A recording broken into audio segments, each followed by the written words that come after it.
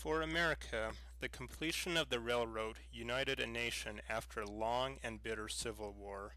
Meeting under the hot sun on a May day, Leland Stanford drove the Golden Spike into the last rail, signaling a new era in our country and state. From that time forward, Promontory, Utah was the Cape Canaveral of the 19th century. Famous politicians, writers like Mark Twain and Robert Louis Stevenson, and the who's who of the United States visited this famous historic area. In 1910, after the Loosen Cutoff was created, Promontory ceased to be a national train stop. In order to remember Promontory, Utah, the Union Pacific Railroad erected a large concrete spike to celebrate the connection of the railroad. For Utah, the Golden Spike can be seen everywhere, even on our quarter. For my family, the Golden Spike represents something more, a story that needs to be told, of a family and community that have disappeared.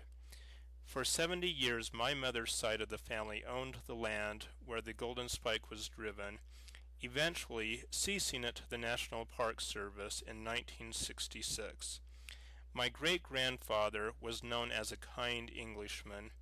He did what he could to help a community survive.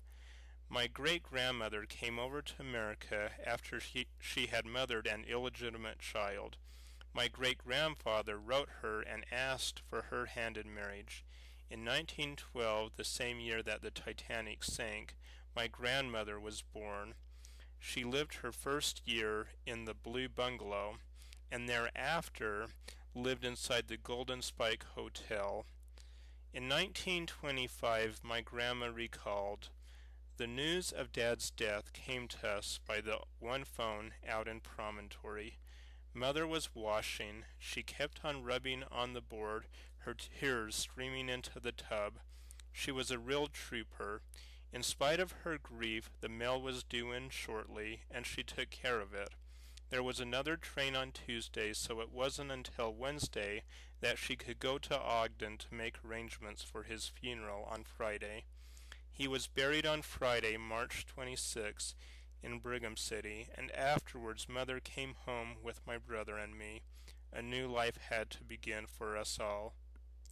For the next few years, my great-grandmother and grandma operated the hotel, took the mail out, and tended to the ranchers and farmers in Promontory, Utah. Many times I have heard from park rangers and ranchers, "Your grandma and great-grandma made a difference in people's lives here. They were known as the Angels of Promontory." For the United States, the Golden Spike represents a unity of a nation, iron steel that stretched from one end of the country to another. For my family, the Golden Spike represents a unity of family, of hope, and a struggle and a strength of multiple generations.